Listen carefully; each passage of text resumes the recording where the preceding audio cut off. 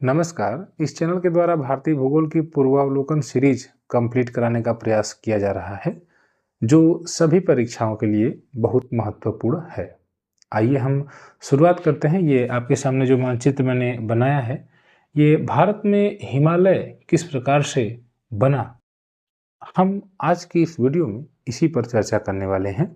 यह वीडियो कई पार्ट में होगी और यहाँ से अक्सर प्रश्न पूछे जाते हैं, इसलिए इसे पढ़ना हमारे लिए बहुत आवश्यक है बेहतर तरीके से। तो सबसे पहले तो भारत को 5 भौतिक क्षेत्रों में बांटा गया है और उसमें ही एक जो आप आज पढ़ेंगे अपना हिमालय है। और हिमालय में अगर आप देखें तो समांतर श्रेणियाँ आपको दिखाई दे रही होंगी कुछ इस प्रकार से। यह अलग अलग कालखंडों में बनी है और प्रश्न पूछा जाता है उन कालखंडों से भी। और सबसे पहले तो आज हम यह जानेंगे कि हिमालय कैसे बना, हिमालय की उत्पत्ति कैसे हुई। यहाँ पर हमने आपके सामने 3 अलग अलग डायग्राम यहाँ पर अगर आप देखें तो एक यहाँ पर चित्र बनाया गया है। यह एक मूल वर्तमान अवस्था में किस प्रकार से हिमालय है और हिमालय बनने के पहले किस प्रकार की स्थिति थी, हिमालय बनने के दौरान किस प्रकार की गतिविधि हुई और वर्तमान, यानी कि तीनों ही परिस्थितियों को हमने इस वीडियो में दिखाने का प्रयास किया है आपके सामने। तो सबसे पहले आप यह समझ लें कि उत्पत्ति के प्रमुख 3 चरण हैं। और सबसे पहले उत्पत्ति के जो 3 चरण हैं, जब यह उत्पत्ति नहीं हुई थी तो क्या स्थिति है, तो क्या स्थिति रही होगी। आप यह जानते हैं कि भारत अफ्रीका से लगा हुआ था, लेकिन जब भारतीय प्लेट अफ्रीका से टूटकर अलग हुई, भारत के साथ साथ ऑस्ट्रेलिया भी टूटा, जिसे आप इंडो ऑस्ट्रेलियन प्लेट कहते हैं, जो कि नॉर्थ ईस्ट की ओर डाइवर्ट हुआ। और कुछ इस प्रकार से यह आपको भारतीय क्षेत्र जो कि प्रायद्वीपीय पठार अगर आप देखें, जिसे हम आज के समय में प्रायद्वीपीय भारत कहते हैं, कुछ इस प्रकार से नॉर्थ ईस्ट की ओर मूव करता हुआ आगे बढ़ा। और फिर उसके बाद तिब्बत का जो पठार आपको है, जो कि आप यूरेशियन प्लेट कहते हैं, इससे जब यह टकराया तो टकराने के क्रम में कुछ इस प्रकार से हिमालय की उत्पत्ति हुई। लेकिन टकराने के पूर्व बीच में टेथिस सागर था। यहाँ पर टेथिस सागर था, यानी कि आप यह समझते हैं कि हिमालय की उत्पत्ति के पहले जहाँ आज हिमालय है, एक बहुत बड़ा जियोसिंक्लाइन भूसन्नति था, जिसे आप टेथिस भूसन्नति कहते थे। और टेथिस भूसन्नति कुछ इस प्रकार से था, आप एक प्रकार से यह समझ लें कि खुला समुद्र था। यानी कि भारत जो आपका प्रायद्वीपीय भारत है और तिब्बत के पठार के बीच में जो भूसन्नति थी, वहीं आज के समय में हिमालय बना हुआ है कुछ इस प्रकार से। तो ये आपने यह समझा कि हिमालय के बनने से पहले क्या स्थिति रही होगी। लेकिन आप सभी जानते हैं कि भारतीय इंडो ऑस्ट्रेलियन जो प्लेट है, वह आज भी धक्का दे रही है इस यूरेशियन प्लेट को। यूरेशियन प्लेट बड़ी है और इंडो ऑस्ट्रेलियन प्लेट छोटी है, और ये अक्सर सिद्ध होता रहा है। आप देखते हैं हिमालयी क्षेत्रों में भूकंप बहुत अधिक आ रहे हैं। कारण यह है कि यह अभी अपने निर्माण की अवस्था में है। तो जब इस प्रकार से यह प्लेट इधर मूवमेंट कर रही है, इंडो ऑस्ट्रेलियन प्लेट या भारतीय महाद्वीप जिस पर है, या प्रायद्वीपीय भारतीय क्षेत्र, और यूरेशियन प्लेट को इधर पुश कर रही है, तो ये जो इंडो ऑस्ट्रेलियन प्लेट है वो इसके अंदर मूव कर रही है, जा रही है।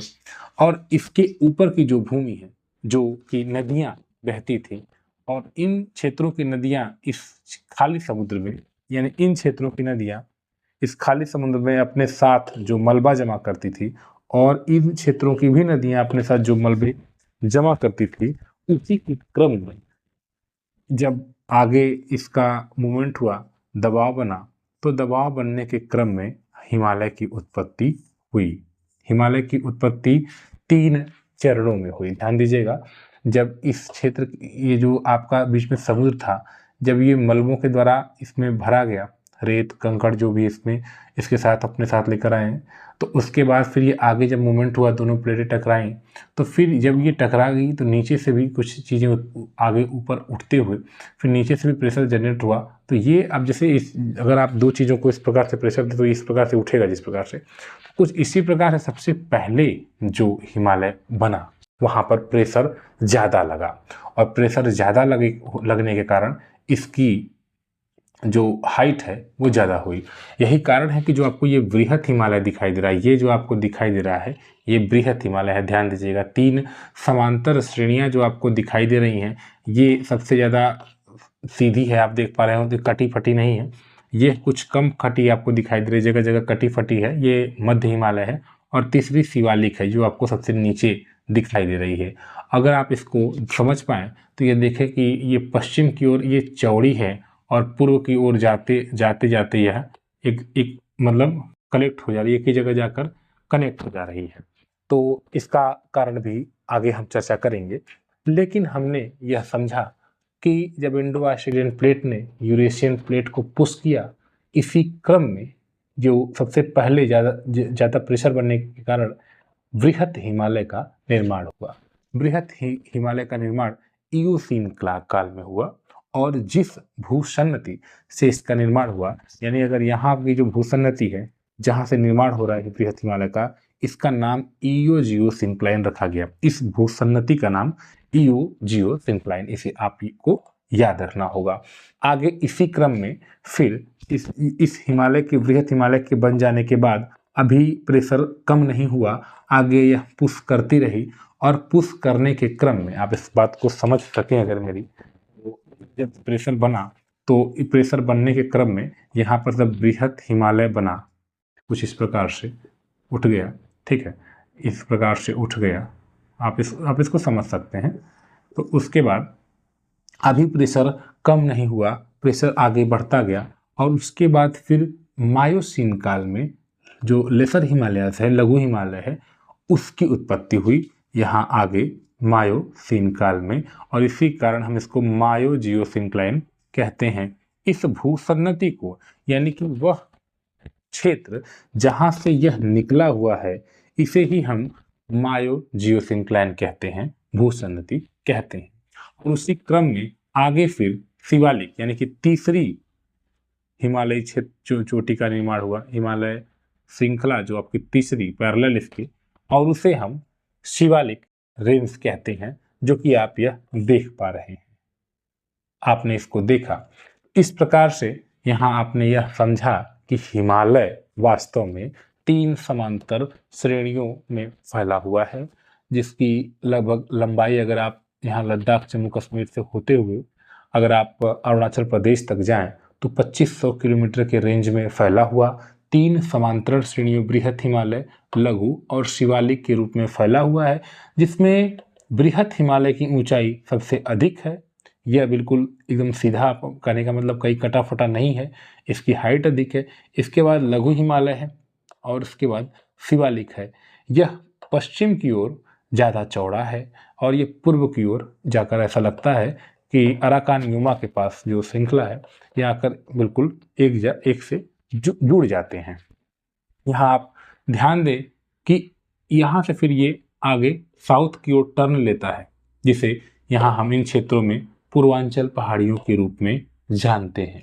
आप इस बात का ध्यान देंगे कि हिमालय इधर क्यों नहीं बढ़ा, हो सकता है उसका कुछ कारण रहा हो, लेकिन आप इस कारण को इस प्रकार समझें कि यहाँ कहीं न कहीं जो आपका म्यांमार है, तो म्यांमार के जो इधर पर्वत हैं, इस प्रेशर के कारण इधर से प्रेशर जनरेट हुआ और फिर यहाँ से प्रेशर ये आगे न दे पाया, इस वजह से यहाँ पर ये यू टर्न हो रहा है और ये पूर्वांचल पहाड़ियों के रूप में जाना जाता है।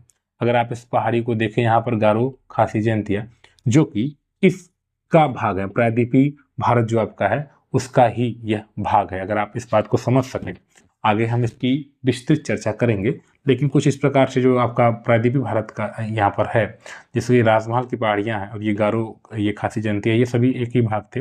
लेकिन जब यहाँ पर प्रेशर ज़्यादा हुआ, जैसे आप इस चीज़ को कुछ इस प्रकार से समझें कि अगर हमें ऐसी कोई एक ठोस चीज़ है यहाँ पर रखी हुई है, अगर इस ठोस चीज़ से कोई चीज़ कुछ इस प्रकार से टकराएगी